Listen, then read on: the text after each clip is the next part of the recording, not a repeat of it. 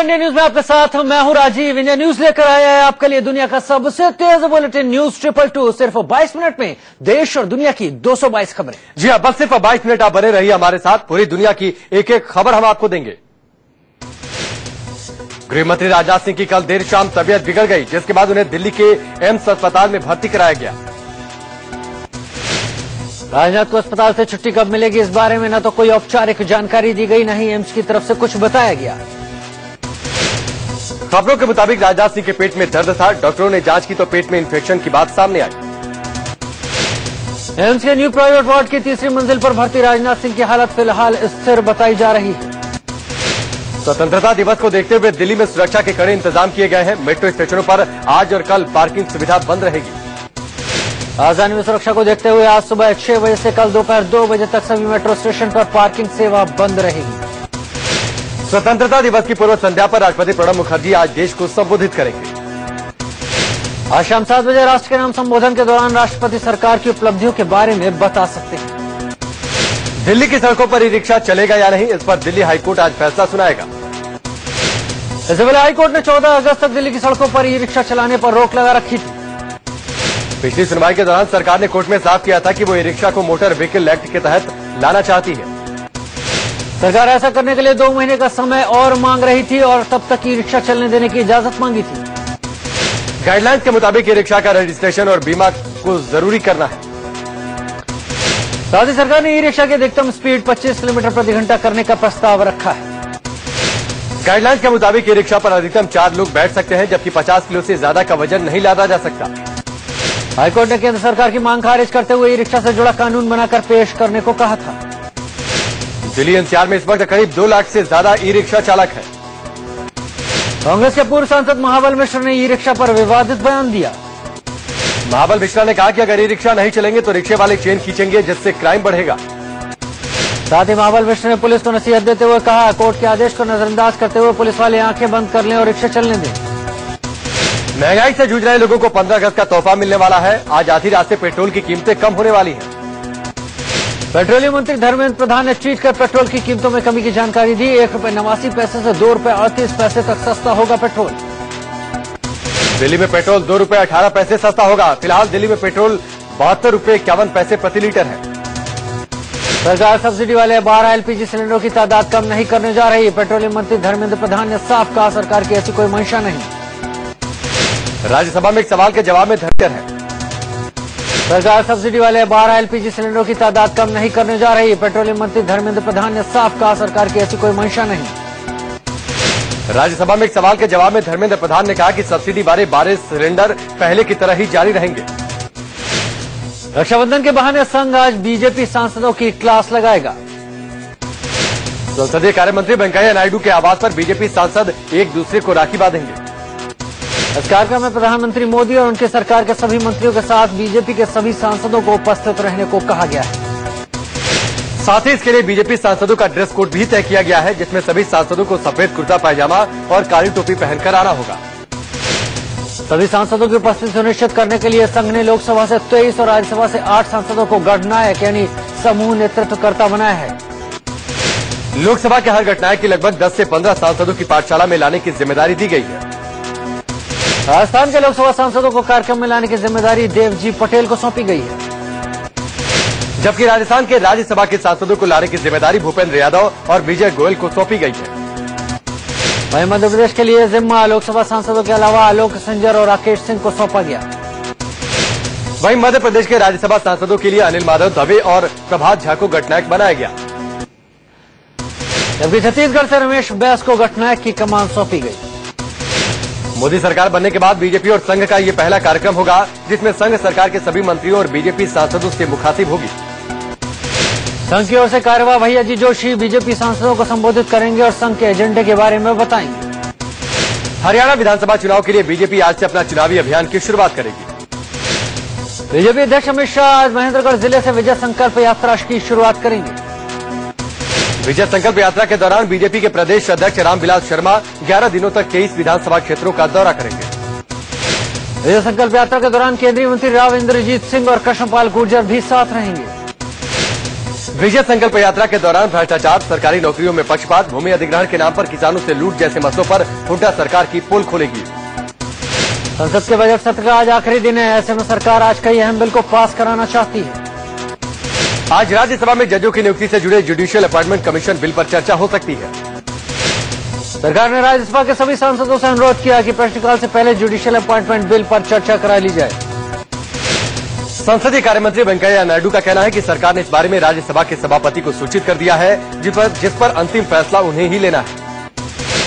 जजों की नियुक्ति करने वाले मौजूदा कॉलेजियम सिस्टम को खत्म करने का रास्ता साफ हो गया है। लोकसभा में कल नेशनल जुडिशियल अपॉइंटमेंट बिल निर्विरोध पास हो गया। वोटिंग के दौरान लोकसभा में बिल के विरोध में एक भी वोट नहीं पड़ा, जबकि समर्थन में 367 वोट पड़े। अब इस बिल को राज्यसभा में भेजा जाएगा। चूंकि कांग्रेस ने समर्थन किया, इसलिए राज्यसभा में पास होने में दिक्कत नहीं होगी। राज्यसभा से पास होते ही ये बिल कानून की शक्ल ले लेगा। इस बिल के कानून बनने के बाद 1993 से चला आ रहा कॉलेजियम सिस्टम खत्म हो जाएगा। अब तक कॉलेजियम की सिफारिश से ही जजों की नियुक्ति होती थी, लेकिन इसकी जगह अब 6 सदस्यीय कमीशन बनेगा। नए कमीशन में सुप्रीम कोर्ट के चीफ जस्टिस, 2 और जज कानून मंत्री होंगे। इसके अलावा 2 ऐसी शख्सियतें होंगी जिन्हें पीएम, नेता विपक्ष और चीफ जस्टिस चुनेंगे। जुडिशियल अपॉइंटमेंट कमीशन के 6 सदस्यों में से अगर 2 को भी किसी जज के नाम पर आपत्ति हुई तो उस जज की नियुक्ति रोक दी जाएगी। एआईएडीएमके के वरिष्ठ नेता और सांसद थम्बी दुरई को कल निर्विरोध लोकसभा का डिप्टी स्पीकर चुन लिया गया। डिप्टी स्पीकर चुने जाने पर पीएम समेत लोकसभा सांसदों ने उन्हें बधाई दी। थम्बी दुरई के डिप्टी स्पीकर चुने जाने के ऐलान के बाद पीएम नरेंद्र मोदी संसदीय कार्य मंत्री वेंकैया नायडू के साथ उनके पास गए और उन्हें नई सीट तक लेकर गए। माना जा रहा है केंद्र सरकार ने राज्यसभा में एआईएडीएमके का समर्थन हासिल करने के लिए कदम उठाया है। थम्बी दुरई इससे पहले भी 1985 से 1989 तक लोकसभा के उपाध्यक्ष रह चुके हैं।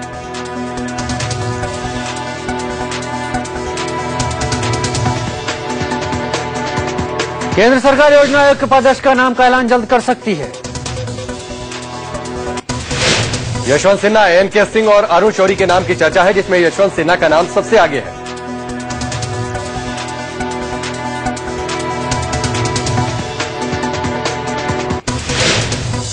कल सुबह बीएसपी से गठबंधन की बात करने वाले एसपी सुप्रीमो मुलायम के सुर मायावती की ना के बाद बदल गए। मुलायम ने कहा कि वो यूपी में अकेले ही चुनाव लड़ेंगे। मुलायम सिंह यादव के मुताबिक बिहार में हुआ गठबंधन तो अच्छा है, लेकिन यूपी में वो अकेले ही चुनाव लड़ेंगे। इससे पहले मुलायम ने लालू यादव की पहल पर बीएसपी से गठबंधन के संकेत दिए थे, जिसे मायावती ने खारिज करते हुए कहा कि मुलायम से हाथ मिलाने का सवाल ही नहीं उठता। मायावती ने कहा कि लालू को शायद ये पता नहीं कि मुलायम खुद बीजेपी से मिले हैं। मायावती के मुताबिक बीएसपी के लिए मान सम्मान बड़ी बात है, सत्ता नहीं, जबकि लालू और मुलायम के लिए कुर्सी पहले है और मान सम्मान बाद में। आम आदमी पार्टी के संस्थापक सदस्यों में से एक शांति भूषण ने अरविंद केजरीवाल पर बड़ा हमला बोला है। उन्होंने कहा कि केजरीवाल में राजनीतिक परिपक्वता की कमी है। शांति भूषण ने अरविंद केजरीवाल की नेतृत्व क्षमता पर भी सवाल उठाया और कहा कि पार्टी में कोई आंतरिक लोकतंत्र नहीं है। शांति भूषण ने यह भी कहा कि केजरीवाल अगर दिल्ली में ही फोकस करना चाहते हैं तो उन्हें राष्ट्रीय स्तर पर संगठन का काम दूसरे लोगों को सौंप देना चाहिए। इसके साथ ही शांति भूषण ने केजरीवाल के दिल्ली के सीएम पद से इस्तीफा देने को गलत बताया। साथ ही केजरीवाल के मुख्यमंत्री रहते धरने पर बैठने को भी गलत करार दिया। शांति भूषण के आरोपों को आम आदमी पार्टी ने सिरे से खारिज कर दिया है। पार्टी के मुताबिक शांति भूषण हरियाणा में चुनाव नहीं लड़ने के फैसले से नाराज है। शांति भूषण के बेटे और आम आदमी पार्टी के वरिष्ठ नेता प्रशांत भूषण ने उनके बयान को निजी राय बताया है। योगेंद्र यादव ने कहा कि वो शांति भूषण का बयान देखे बगैर कोई टिप्पणी नहीं करेंगे। साथ ही कहा कि कोई भी पार्टी परफेक्ट नहीं, लेकिन पार्टी के मसले सार्वजनिक नहीं करने चाहिए। आम आदमी पार्टी के बागी विधायक विनोद कुमार बिन्नी ने कहा कि शांति भूषण के बयान के बाद केजरीवाल को तुरंत पार्टी संयोजक पद छोड़ देना चाहिए। इस बीच विधानसभा चुनाव की तैयारी को ध्यान में रखते हुए आम आदमी पार्टी ने दिल्ली में डोर टू डोर कैंपेन शुरू कर दिया है। पार्टी कार्यकर्ता घर घर जाकर लोगों को भरोसा दिला रहे हैं कि इस बार सत्ता मिलने पर केजरीवाल इस्तीफा नहीं देंगे। आम आदमी पार्टी नेता मनीष सिसोदिया और आशुतोष ने दिल्ली में विधानसभा चुनाव की मांग करते हुए सिग्नेचर कैंपेन चलाया। सिसोदिया और आशुतोष के मुताबिक सिर्फ उनकी पार्टी नहीं, दिल्ली की जनता भी दोबारा चुनाव चाहती है। लोकसभा में सांप्रदायिक हिंसा पर चर्चा के दौरान मल्लिकार्जुन खड़गे बीजेपी पर जमकर बरसे। खड़गे ने कहा कि नई सरकार के 2 महीने में 139 दंगे हुए, सरकार इसका जवाब दे। कांग्रेस के आरोपों से बीजेपी सांसद योगी आदित्यनाथ तिलमिला उठे। योगी ने कहा कांग्रेस सांप्रदायिक आधार पर लोगों को बांटती है। पीएम नरेंद्र मोदी पर कल सोनिया गांधी ने फिर से बड़ा हमला बोला। कांग्रेस संसदीय दल की बैठक में सोनिया ने कहा कि जब से मोदी सरकार आई है तब से सांप्रदायिक हिंसा की घटनाएं बढ़ी हैं। सोनिया के मुताबिक बीजेपी बांटने वाली राजनीति कर रही है। उन्होंने कांग्रेसी सांसदों से कहा कि वो जनता के पास जाएं और मोदी सरकार की पोल खोलें। सांप्रदायिक हिंसा को लेकर सोनिया के बाद पश्चिम बंगाल की मुख्यमंत्री ममता बनर्जी ने भी बीजेपी को निशाने पर लिया। बंगाल की सीएम और ममता बनर्जी ने कहा कि कुछ पार्टियां दंगा कराना चाहती हैं, लेकिन इसे बर्दाश्त नहीं किया जाएगा। फूलन देवी हत्याकांड में पटियाला हाउस कोर्ट आज सजा सुनाएगी। पटियाला हाउस कोर्ट शेर सिंह राणा को दोषी करार दे चुकी है। हत्याकांड में सजा को लेकर मंगलवार को बहस पूरी हो गई थी। बहस के दौरान अभियोजन पक्ष के वकील ने शेर सिंह राणा को फांसी दिए जाने की मांग की थी। वहीं शेर सिंह राणा ने कोर्ट में अपना पक्ष रखते हुए कम से कम सजा की अपील की। शेर सिंह राणा ने जज से कहा कि जेल में आने के बाद उनके कैरेक्टर के बारे में पूछ लीजिए। मैं समाज के लिए अच्छा काम करना चाहता हूं। 13 साल पहले 25 जुलाई 2001 को दिल्ली में फूलन देवी को सांसद रहते हुए गोली मारकर हत्या कर दी गई थी। कहा जाता है कि शेर सिंह राणा ने बेहमई कांड का बदला लेने के लिए फूलन देवी की हत्या की थी। फूलन देवी ने 1981 में बेहमई गांव में एक ही जाति के 21 लोगों की हत्या कर दी थी। सुप्रीम कोर्ट में आज सारा प्रमुख सुब्रत राय की याचिका पर सुनवाई होनी है। सारा प्रमुख ने सुप्रीम कोर्ट से कॉन्फ्रेंस हॉल में रहने के लिए 15 दिन की और मोहलत मांगी है। इससे पहले सुप्रीम कोर्ट ने 5 अगस्त को सारा प्रमुख को तिहाड़ के कॉन्फ्रेंस हॉल में रहने के लिए 10 दिनों का समय दिया था। दरअसल सुब्रत राय को निवेशकों से मिलने के लिए जगह दी गई थी ताकि वो अपने 3 होटलों को बेचकर जमानत की शर्त को पूरा कर सके। आपको बता दें कि सारा प्रमुख को तिहाड़ के जिस कॉन्फ्रेंस हॉल में रखा गया है उस डील रूम का प्रत्येक दिन का खर्च 70,000 रुपए है, जिसे वो खुद उठा रहे हैं। जेल सूत्रों के मुताबिक इस डील रूम में 1.5 टन के 8 एसी लगे हैं। उनको सोने के लिए कमरा दिया गया है। सुप्रीम कोर्ट में आज दही हांडी मामले में भी अहम सुनवाई होनी है।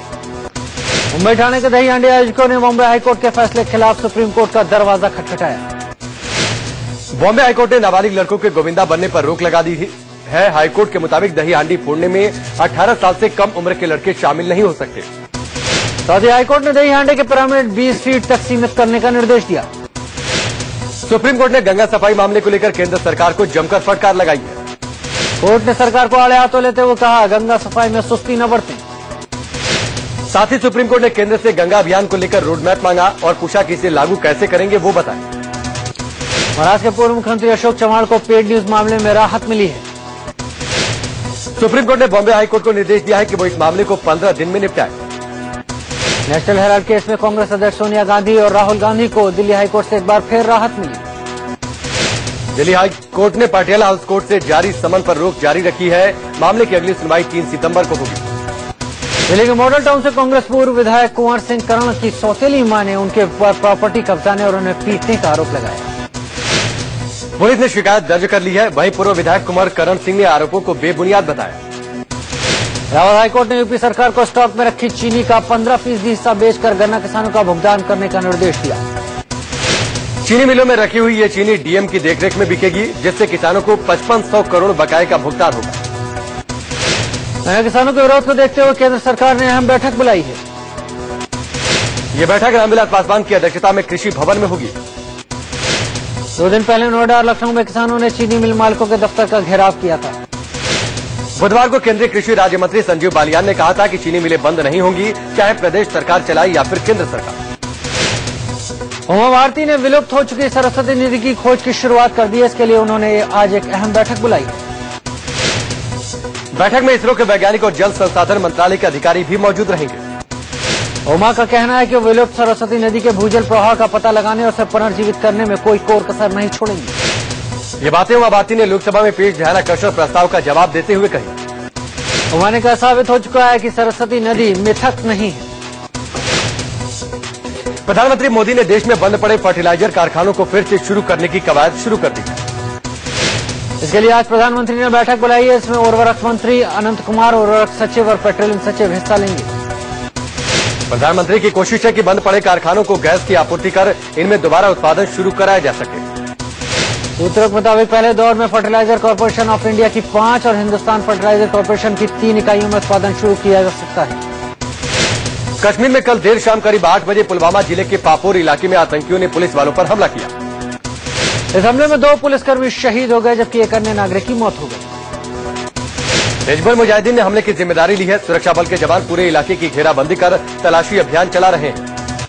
शहीद पुलिसकर्मियों की तैनाती अनंतनाग में थी, लेकिन प्रधानमंत्री के दौरे के चलते कारगिल उन्हें यहां तैनात किया गया था।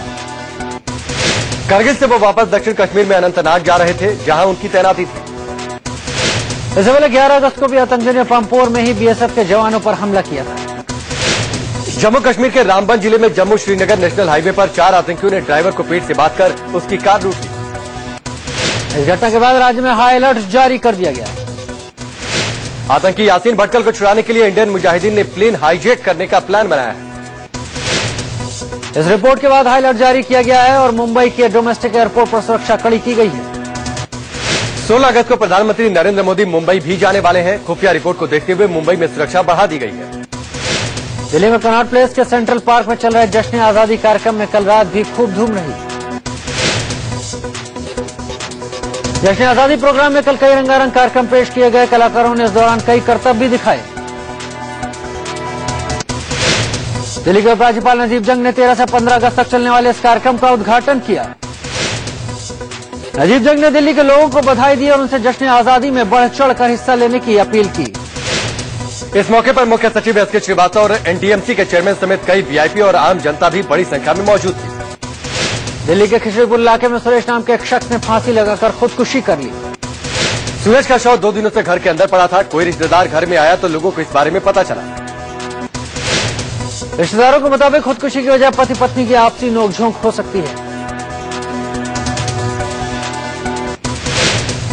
सुरेश की पत्नी के मुताबिक राखी पर वो मायके गई थी। सुरेश उसे लेने आया तो उसने अगले दिन चलने को कहा, जिससे नाराज होकर लौट गया था। दिल्ली में कनॉट प्लेस समेत कई इलाकों में जल्द ही लोगों को वाईफाई सुविधा मिलेगी। एनडीएमसी के आईटी डायरेक्टर के मुताबिक जल्द ही कनॉट प्लेस और दिसंबर महीने तक पूरा एनडीएमसी इलाका वाईफाई जोन हो जाएगा। एक बार फिर से आपका बहुत बहुत स्वागत है। तो चलिए बढ़ते हैं अगली खबर पर। नोएडा एक्सटेंशन के शाहबेरी गांव के पास बाइक सवार बदमाशों ने एक शख्स पर फायरिंग की। बदमाशों ने बालाजी ग्रुप के सीएमडी सचिन दत्ता की कार पर कई राउंड फायरिंग की। हमले की वजह साफ नहीं है, क्योंकि बदमाशों ने सचिन दत्ता से लूटपाट की कोशिश नहीं की। पुलिस ने एफआईआर दर्ज कर ली, लेकिन अब तक कोई गिरफ्तारी नहीं हुई। कानपुर के चकेरी इलाके में दिन दहाड़े घर में घुसकर लूटपाट और मर्डर की वारदात सामने आई है। किराएदार बनकर घर में आए बदमाशों ने लूट के बाद मकान मालिक की पत्नी की गला दबाकर हत्या कर दी। दिन दहाड़े लूट और मर्डर की खबर से इलाके के लोग सन्न हैं। यूपी के बागपत में बिजली विभाग की लापरवाही के कारण 3 मासूम बच्चों और 5 जानवरों की मौत हो गई। ये बड़ा हादसा उस वक्त हुआ जब डोला गांव के 3 मासूम बच्चे नहर में अपने पशुओं को नहलाने गए थे। इस दौरान नहर के ऊपर से जा रहे 11,000 वोल्ट का तार टूटकर नहर में गिर गया। इस घटना से नाराज लोगों ने मेरठ रोड जाम कर घंटों हंगामा किया। कई गाड़ियों में तोड़फोड़ की। पुलिस ने जाम हटवाने की कोशिश की तो गुस्साए लोग पुलिस वालों से भिड़ गए। लखनऊ में बीजेपी अध्यक्ष अमित शाह के नाम पर ठगी करने वाला एक शख्स पुलिस के हत्थे चढ़ा है। ये शख्स लोगों को उपचुनाव में टिकट दिलवाने या निगमों का चेयरमैन बनाने के नाम पर बड़ी रकम वसूलता था। यूपी के श्रावस्ती के रहने वाले जालसाज के पास से करीब 5 लाख रुपए, दिल्ली बीजेपी दफ्तर की मुहर, रसीद समेत कई अहम कागजात मिले हैं। दाऊद के गिरोह के कई सदस्यों के फर्जी पासपोर्ट बनाने में मदद करने वाले एक आरोपी वकील को 5 साल की सजा मिली। वकील बसी हैदर को लखनऊ की एसीजेएम कोर्ट ने यह सजा सुनाई है। साथ ही 14,000 रुपए का जुर्माना भी लगाया। वकील पर डी कंपनी के सक्रिय सदस्यों का फर्जी पासपोर्ट बनाने में मदद करने का आरोप है। लखनऊ में अखिलेश सरकार में महिलाओं के रेप की बढ़ती वारदात को लेकर सामाजिक और महिला संगठनों ने प्रदर्शन किया। ये लोग अमेठी में नाबालिग युवती के अपहरण और सामूहिक बलात्कार के आरोपी मोनी बाबा की गिरफ्तारी की मांग कर रहे थे। प्रदर्शनकारियों ने सरकार से मांग की है कि वो इस मामले की सीबीआई जांच करवाए और नाबालिग को इंसाफ दिलवाए। यूपी के बुलंदशहर में एक कॉलेज के मैनेजर और उसके बेटे पर छात्राओं ने छेड़छाड़ का गंभीर आरोप लगाया। बसंती देवी पीजी कॉलेज की छात्राओं का आरोप है कि मैनेजर का बेटा लव तेवतिया आए दिन क्लास में आकर उनसे छेड़खानी करता है। छात्राओं का आरोप है कि 65 साल के मैनेजर अनिल तेवतिया की भी नीयत और ठीक नहीं है। छात्राओं की शिकायत पर पुलिस ने मैनेजर और उसके बेटे के खिलाफ रिपोर्ट दर्ज कर दी। बिहार के बेगूसराय में एक शख्स ने बीच सड़क पर एक युवक की सरेआम पिटाई की। युवक की गलती सिर्फ इतनी थी कि उसकी बाइक के आगे अचानक एक बच्चा आ गया था।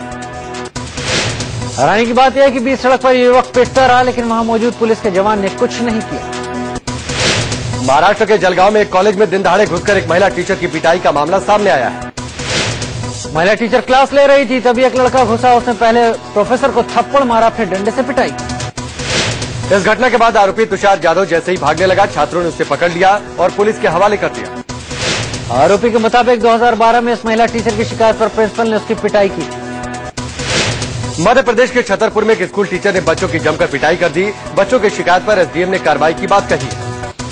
दरअसल बच्चों ने स्कूल में मिलने वाले घटिया मिड डे मील से परेशानी की बात कही थी। राजस्थान के टोंक में भारी बारिश की वजह से करीब 8 साल बाद बीसलपुर बांध के 3 गेट खोलकर पानी छोड़ा गया। दरअसल पिछले कई दिनों से हो रही जबरदस्त बारिश की वजह से राजस्थान के कई छोटे बड़े बांध पानी से लबालब हो चुके हैं। बांध का पानी बनास नदी में छोड़ने से पहले प्रशासन ने आसपास के इलाकों में अलर्ट जारी करवा दिया ताकि लोग सुरक्षित जगहों पर जा सकें। बिहार के औरंगाबाद में महिला थाने में एक लड़के और लड़की की पूरे रीति रिवाज के साथ शादी कराई गई।